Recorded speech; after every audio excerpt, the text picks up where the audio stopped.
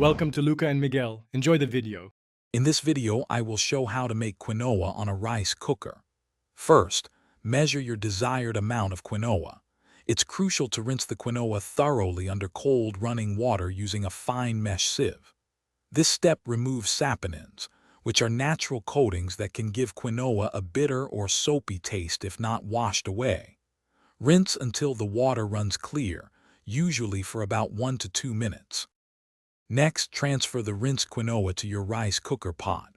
For every 1 cup of quinoa, you'll need 2 cups of water or broth. This 1:2 ratio ensures perfectly cooked, fluffy quinoa. You can also add a small pinch of salt to the water to enhance the flavor. Close the lid and select the white rice or quinoa setting if your cooker has one. If not, the white rice setting works well.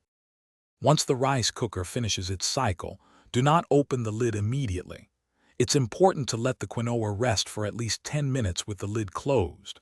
This resting period allows the quinoa to steam further and absorb any remaining moisture, resulting in a much fluffier texture. After resting, open the lid and gently fluff the quinoa with a fork. This separates the grains and makes it light and airy. Your delicious, perfectly cooked quinoa is now ready to enjoy. It's incredibly versatile and can be served as a healthy side dish, a base for a grain bowl, or mixed into salads. Feel free to add your favorite seasonings, herbs, or a squeeze of lemon juice for extra flavor. Remember to check the description below for a link to *The Simple Path to Wealth* and other great deals. Thanks for watching, and happy cooking! Thanks for watching and please subscribe. It's the best investment you'll ever make.